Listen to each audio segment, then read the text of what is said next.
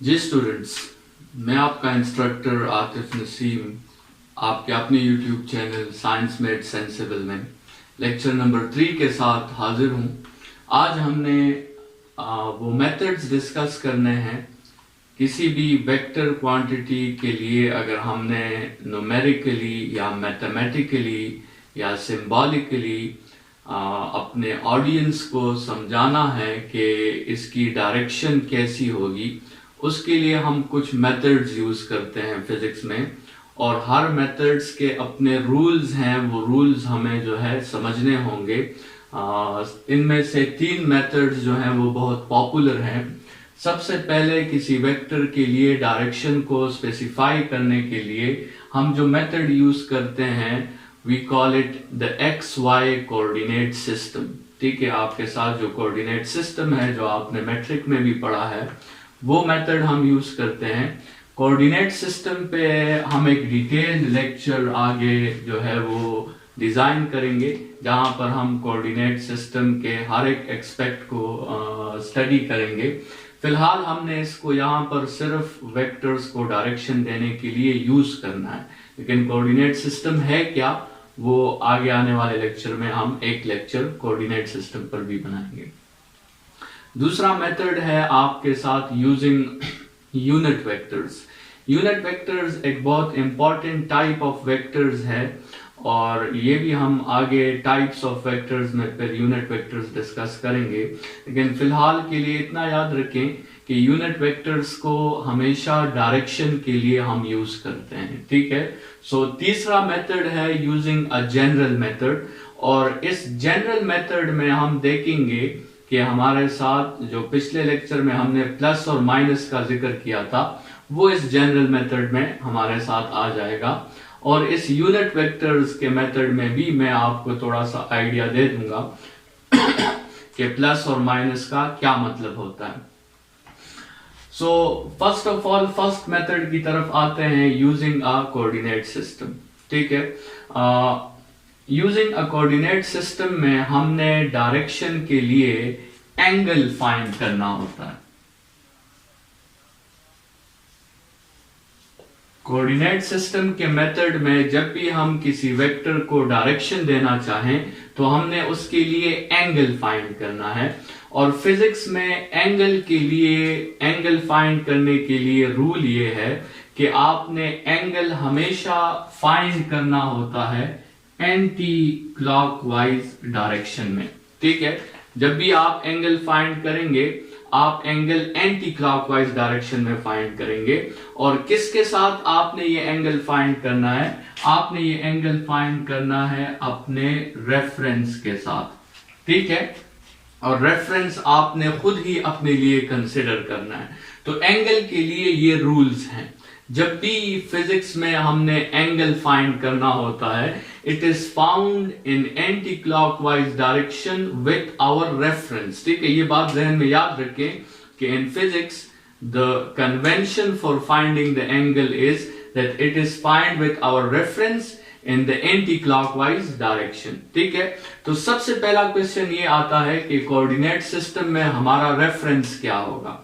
हम किस जो है पोजीशन को या किस लोकेशन को हम अपना ऑब्जर्वेशन पॉइंट कंसिडर करें या हम उसको अपना रेफरेंस कंसिडर करें।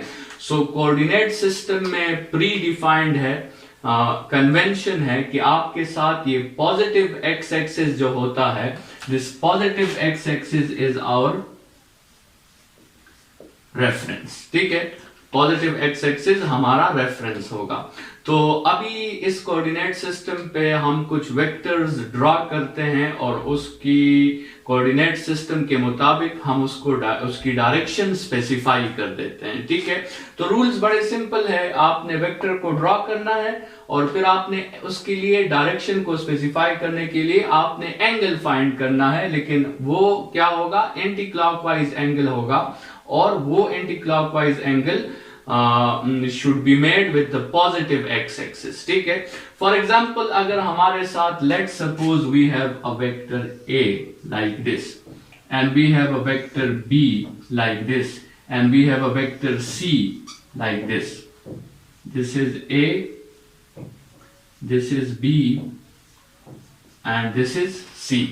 ठीक है, सो और लेट्स सपोज A का मैग्नीट्यूड जो है, the magnitude of A is let's suppose 10 metre. For example ये एक डिस्प्लेसमेंट है, सो इसका मैग्नीट्यूड 10 मीटर है। लेकिन वेक्टर्स को रिप्रेजेंट करने के लिए आपने सिर्फ मैग्नीट्यूड शो नहीं करना, आपने इसकी डायरेक्शन को भी शो करना है। सो हम साथ में लिख देंगे ब्रैकेट में कि theta is equal to 0 degrees. ठीक है, ए ने जो है एक्स एक्सिस के साथ कितना एंगल बनाया है, आपके साथ 0 एंगल बनाया है। सो इस तरह ये एंगल को शो करने से हमें डायरेक्शन का पता भी चल जाता है। इसी तरह लेट्स सपोज एक वेक्टर बी है, that is also for example 10 metres. लेकिन इसका डायरेक्शन फाइंड करने के लिए आपने एक्स एक्सिस के साथ ये एंगल जो है आपने मेजर करना होगा एंटी क्लॉकवाइज डायरेक्शन में with respect to our reference। और let's suppose ये एंगल हमारे साथ 45 आता है, so we will write theta is equal to 45 degrees। ठीक है, इसी तरह वेक्टर C के लिए आपने ये एंगल जो है मेजर करना है with respect to x axis in the anti clockwise direction। ठीक है, so let's suppose आपके साथ C का मैग्नीट्यूड वो 20 मीटर है, और ये एंगल जब आप D के हेल्प से मेजर करोगे, so let's suppose that is 130 degrees. तो आपने वो शो कर दिया। तो इन रिप्रेजेंटेशन में आप देख सकते हैं हमने मैग्नीट्यूड को भी क्लियर कर दिया है और साथ में हमने डायरेक्शन को भी क्लियर कर दिया है। लेकिन इस डायरेक्शन के लिए हमने कौन सा मेथड यूज किया है, कोऑर्डिनेट सिस्टम का। और ये हर एंगल जो है ये प्री डिफाइंड है, हमें पहले से पता है कि ये हर एंगल एंटी क्लॉकवाइज डायरेक्शन में with respect to positive X axis ये हर एक एंगल हमारे साथ मौजूद है। ठीक है, तो हर एक एंगल के साथ ये लिखना जरूरी नहीं है कि it is measured with positive X axis and it is in the anti clockwise direction, because we know it is a convention. ठीक है, हमने हमेशा इसी तरह करना है। अलबत्ता अगर हमें अपने कन्वेंशन के खिलाफ जाना हो तो फिर हम मेंशन करेंगे कि ये हमने ऐसे मेजर किया है। लेकिन फिजिक्स में कन्वेंशन इसीलिए होती है कि वो बार बार हमें डिटेल देने की जरूरत नहीं होती। तो ये सारे एंगल्स एंटी क्लॉकवाइज डायरेक्शन में है and it is measured with our reference. और कोऑर्डिनेट सिस्टम में हमारा रेफरेंस क्या है, हमारा रेफरेंस है पॉजिटिव एक्स एक्सिस। ठीक है, सो ये जो हमने एंगल्स दिए हैं ये हमने असल में डायरेक्शन को स्पेसिफाई किया है। ठीक है, और ये मेथड था using the coordinate system. Next method की तरफ आते हैं, that is using the unit vectors. Unit vectors क्या हैं? यूनिट वेक्टर्स वो वेक्टर्स होते हैं जिनका मैग्नीट्यूड 1 के इक्वल होता है। ठीक है, आपके साथ वेक्टर्स जो है हर एक वेक्टर का मैग्नीट्यूड होता है। हो सकता है कुछ वेक्टर्स का मैग्नीट्यूड 0.5 हो, कुछ वेक्टर्स का मैग्नीट्यूड 10 हो, कुछ वेक्टर्स का मैग्नीट्यूड 20 हो। जैसे आप यहां देख रहे हैं कि एक वेक्टर का मैग्नीट्यूड 10 मीटर है, 10 मीटर है, 20 मीटर है। इसी तरह बहुत सारे वेक्टर्स का मैग्नीट्यूड हमारे साथ 1 भी हो सकता है, 1 मीटर या 1 न्यूटन। ठीक है, तो वो वेक्टर्स जिसका मैग्नीट्यूड 1 के इक्वल होगा, हमने उन वेक्टर्स को एक स्पेशल कैटेगरी में रखा है and that is called unit vectors. Unit vectors की रिप्रेजेंटेशन कुछ इस तरह होती है कि हम किसी वेक्टर के ऊपर, किसी सिंबल के ऊपर एक कैप लगा देते हैं। सो जब भी ये कैप आपको नजर आएगा, it means it is a unit vector. ठीक है, और हर यूनिट वेक्टर का मैग्नीट्यूड हमेशा 1 के इक्वल होता है। जैसे यहां पे मैंने आपको कुछ यूनिट वेक्टर्स दिए हैं, तो A unit vector, B unit vector, I unit vector, J unit vector और K यूनिट वेक्टर, इन सब का मैग्नीट्यूड अगर हम फाइंड करेंगे तो हर यूनिट वेक्टर का मैग्नीट्यूड 1 के इक्वल होता है। ठीक है, इस पे हम आगे लेक्चर्स में क्वेश्चंस भी सॉल्व करेंगे। हम कुछ मुख्तलिफ यूनिट वेक्टर्स का मैग्नीट्यूड फाइंड करेंगे और we will see that in every unit vector the magnitude is always equal to 1। ठीक है, ये यूनिट वेक्टर की डिफिनीशन है कि वो वेक्टर जिसका मैग्नीट्यूड 1 हो। अभी इन वेक्टर्स को हम डायरेक्शन के लिए रिप्रेजेंट करते हैं। ठीक है, किसी वेक्टर को डायरेक्शन देने के लिए हम यूनिट वेक्टर्स का हेल्प लेते हैं। इनमें से 5 यूनिट वेक्टर्स बहुत इंपॉर्टेंट है जो आपको याद रखने होंगे। वो है I, J, K, R और N यूनिट वेक्टर। आई यूनिट वेक्टर जो है आपने याद रखना है कि it always shows the direction of x axis. I unit vector को हम कब यूज करते हैं? एक्स एक्सिस की डायरेक्शन को देने के लिए। J unit vector is used for the direction of Y axis, ठीक है, and K unit vector is used for the direction of Z axis, and R unit vector is used for the direction of position vector. हमारे साथ एक खास vector है, we call it position vector, और position vector की direction को देने के लिए हम आर यूनिट वेक्टर यूज करते हैं। We will define position vector in types of vectors in the coming lectures. और एन यूनिट वेक्टर जो है बहुत इंपॉर्टेंट यूनिट वेक्टर है। जब भी हमने कोई परपेंडिकुलर डायरेक्शन शो करनी होती है, जब भी हम एक 90 एंगल की डायरेक्शन को शो करते हैं, हम हमेशा वहां पर क्या लिखते हैं? एन यूनिट वेक्टर लिखते हैं। तो n unit vector is used for perpendicular direction. और इसके इन 5 यूनिट वेक्टर्स के अलावा हर वेक्टर का अपना यूनिट वेक्टर होता है। जैसे अगर एक वेक्टर ए है तो उसका अपना यूनिट वेक्टर होगा, एक वेक्टर बी है तो उसका अपना यूनिट वेक्टर होगा, एक वेक्टर फोर्स है तो उसका अपना यूनिट वेक्टर होगा, एक वेक्टर डिस्प्लेसमेंट है तो उसका अपना यूनिट वेक्टर होगा, ठीक है। लेकिन ये 5 यूनिट वेक्टर्स उसमें बहुत इंपॉर्टेंट है। अभी हम यूजिंग यूनिट वेक्टर्स किसी वेक्टर को डायरेक्शन कैसे दे सकते हैं? लेट्स सपोज हमारे साथ एक वेक्टर है ए, दूसरा वेक्टर है बी, और तीसरा वेक्टर लेट्स सपोज हमारे साथ है सी, और चौथा वेक्टर हमारे साथ डी है, ठीक है। तो ये जो आपके साथ वेक्टर ए है, आप देख सकते हैं कि this vector A is parallel to X axis, ठीक है। This vector A is parallel to X axis. तो आप लिख सकते हैं कि वेक्टर ए, लेट्स सपोज इसका मैग्नीट्यूड 10 मीटर है, लेकिन हम इसके साथ में क्या लिख देंगे? आई यूनिट वेक्टर, ठीक है। तो आई यूनिट वेक्टर से ये बात क्लियर हो जाएगी कि this vector is parallel to X axis.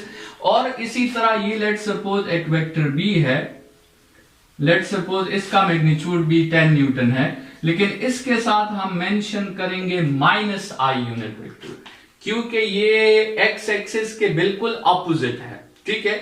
तो इसकी डायरेक्शन क्या होगी? माइनस आई।